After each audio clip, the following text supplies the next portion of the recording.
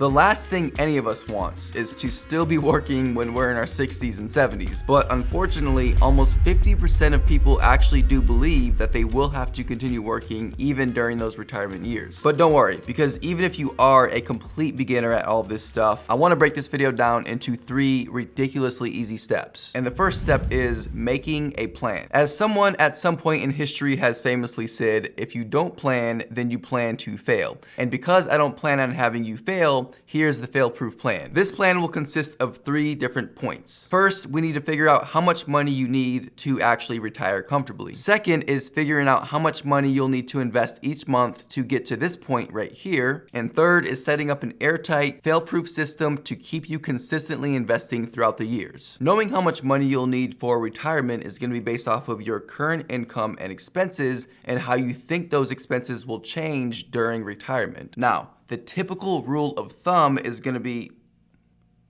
how'd that get there? Now, the typical rule of thumb is that you're going to take about 80% of your current yearly income and you're gonna use that as sort of the basis for your retirement income. So for example, somebody who earns about $65,000 per year pre-retirement should expect to need about $52,000 per year during retirement in order to continue living comfortably. Now, of course, this number will change based on different variables for you. For example, you might make $32,000 per year or less, right? In which case you would have to change the numbers to match your specific situation. So with that, how do you determine how much you'll need to invest each month right now to be able to retire comfortably in the future? Experts say that you need to save between 10 and 20% of your income for retirement. Now, who exactly are these experts, you're probably asking? I don't know. It's not me, it's just what they say. But if you think about it, saving between 10 and 20% of your income does seem like a really great start. If we went back to the $65,000 per year example, if that's how much you were earning per year and you saved just 10% of that toward retirement,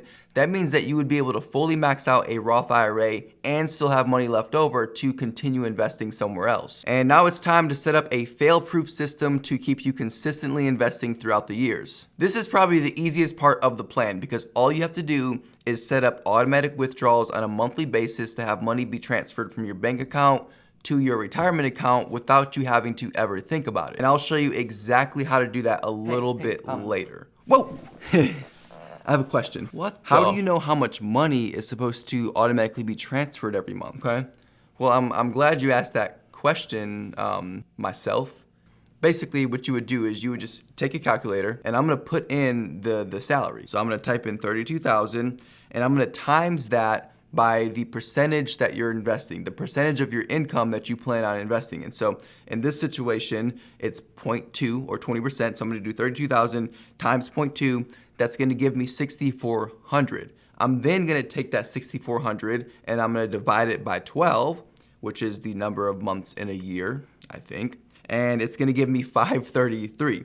So $533 is what you're gonna need to invest automatically each month in order to sort of meet that goal of investing 20% of your income per year. Now, I already know some of you are thinking, yeah, but Joshua, what about income taxes? If I make $32,000 per year, depending on where I live, my take-home amount is actually gonna be less than that because of taxes, which means I'm gonna have less money to invest. Yes, but also a little bit no. It depends. It depends on the type of retirement account that you're using to actually invest your money. And that actually brings me to the next part of this video. Hey, that's so helpful. Thank you so much for explaining that. Would you get out of here, please?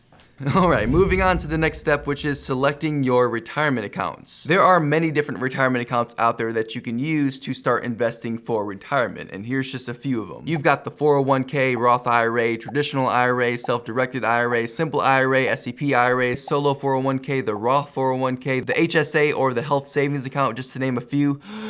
However, don't sweat it because 95% of you watching are just only gonna use one or maybe two of these accounts, the Roth IRA and or the 401k. So let's go ahead and talk about both. Starting with the Roth IRA. This is an extremely powerful individual retirement account that you can use to invest in the stock market and grow your money completely tax-free. So to qualify for the Roth IRA, you simply need to be a human. Sorry, Mark. And a human that earns an income of below $142,000 if you're single, and if you're married and filing jointly, then you have to earn less than $214,000 in order to qualify for the Roth IRA. Because if you're earning over those amounts, then you make too much money and you simply can't use the Roth IRA, you overachiever. However, thanks to a very suspicious tax loophole, there actually is a way to get around this with something called a backdoor Roth IRA.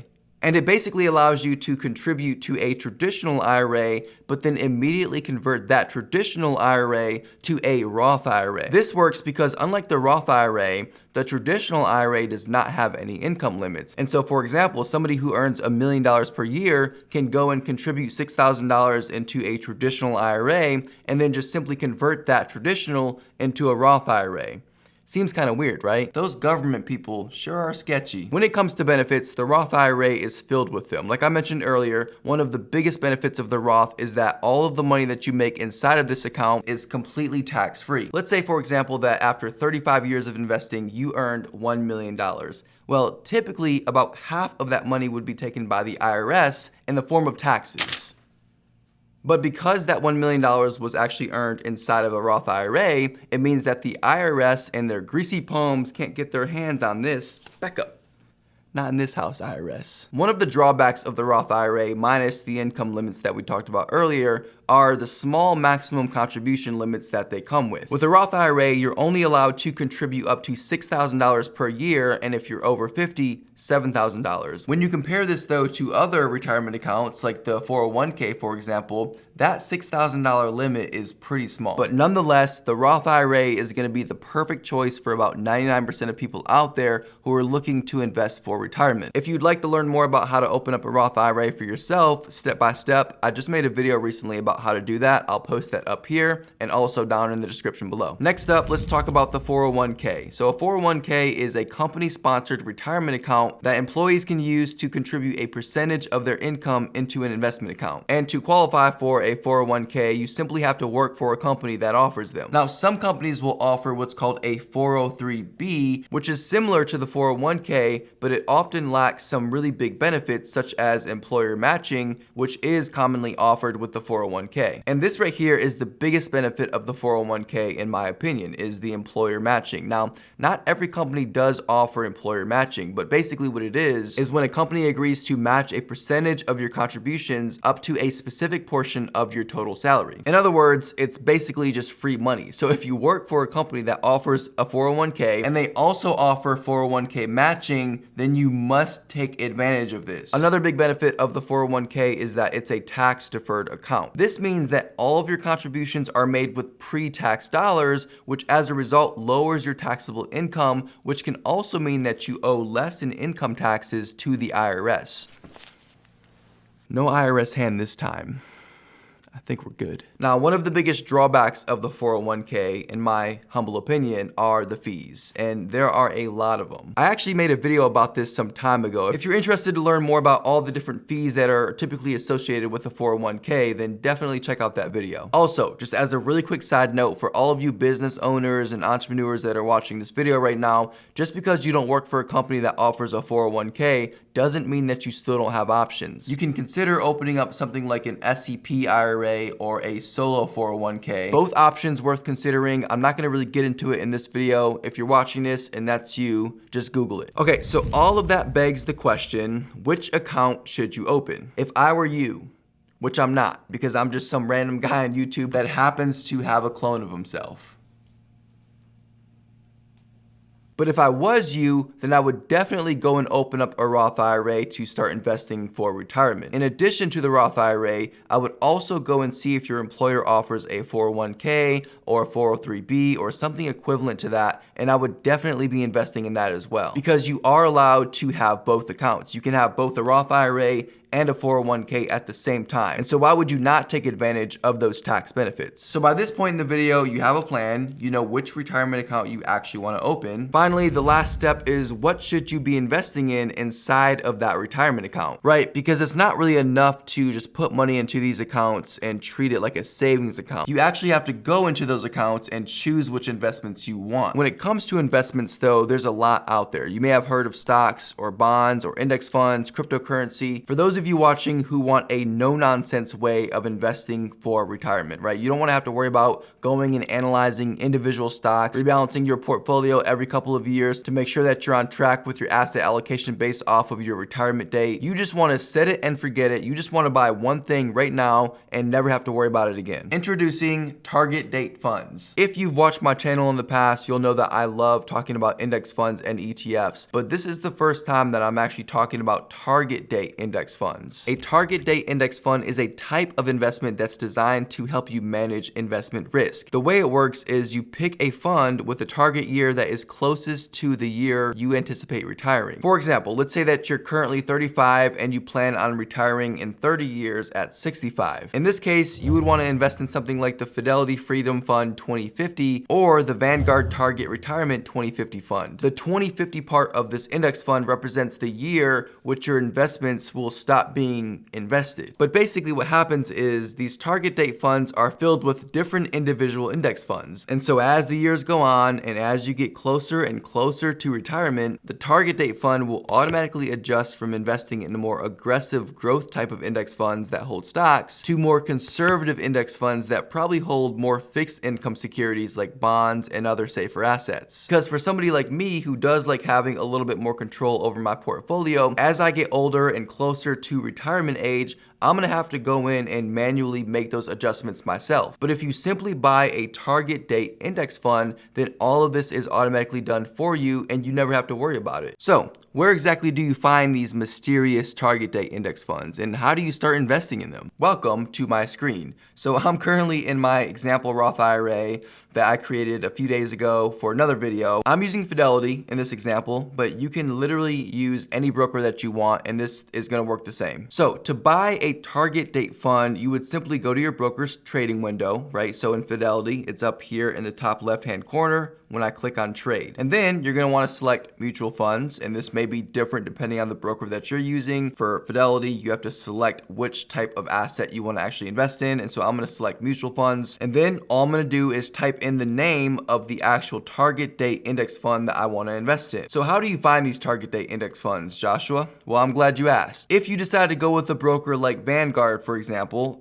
you would go to this page right here, which I will conveniently link down below for you. So I'm gonna click right here where it says browse target retirement funds, and then simply find the target date fund that has the year closest to your retirement year. So if you're 30 and you want to retire at 65, for example, you would simply go with something like this, the Target Retirement Fund 2050, because that's the closest year to the year that you would be retiring. If you are 45, for example, and you want to retire at 65, then you would go with the Target Retirement 2040 Fund because the year 2040 is the closest year to your retirement year. Now, if you're using Fidelity, they actually make it a little bit easier. Simply select right here how many years you want to retire in, and you just slide this little bar thing right here, and it'll tell you exactly which fund to go with. So in this example, this is the Freedom Fund 2045. So all I'm gonna do now is I'm gonna go back to my broker.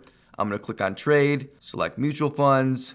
I'm gonna type in the word freedom, and it's gonna pop up right here. There it is. So I'm gonna select it. I'm in Fidelity, so I'm gonna make sure that I click on buy, preview the order, and then confirm. And so now, sort of like magic, it just kind of starts working for you. Like there's nothing else that you actually have to do to continue investing each month into this account. Now, to make this even easier for you, okay? There is a way to actually automate your investing so that money is moved from your bank account into your brokerage account every single month without you ever having to worry about it. Pretty much every broker will allow you to automate this process, right? So in Fidelity, it's super easy. You just go right here and click on account features, and then you'll see this option right here that says automatic transfers and investments. I'm just gonna click right here, and then you'll see this page here. You're just gonna click right here where it says set up an automatic investment. This window is gonna pop up right here that says set up an automatic investment. Which account do you wanna use to invest in? So whatever account that you're using to invest is what you would select. Where do you want to invest the money from? So you'll click on an external bank account and then click on continue. And by this point, you would have already set up your investment account. If you watch my video about setting up a Roth IRA, then all of this stuff is done for you. I'm not going to go over how to actually set up a Roth IRA with Fidelity or with any broker. If you want to watch that video, once again, it's down in the description below. But anyways, once you're on this page here, you'll see that it shows your bank account, and then you'll see right here, it says transfer to your brokerage account. And so this is where you would actually type in how much you wanted to automatically invest each month. And so let's just use the example from earlier, which was $533. Next, it says investment schedule. So this is pretty cool, okay? Within Fidelity, and I don't know about any other broker, but I'm sure most brokers have something similar to this, but within Fidelity, you can choose the day of the week that you want to actually make the automatic investment. You can choose the frequency, so monthly, 3 different types of quarterly investments, and then you can create a custom schedule as well, so that every time money is transferred from your bank account to your retirement account, it's then automatically invested into the target date index fund, okay? But after you set that up, you're good to go. It's done. You can literally sit back and let this work on autopilot, and it's going to be investing your money for you automatically throughout the years, and you literally never have to worry about it. So that is it for today's video. Thank you so much for watching, you guys. You're amazing, and as always, I will see you again very soon. Take care.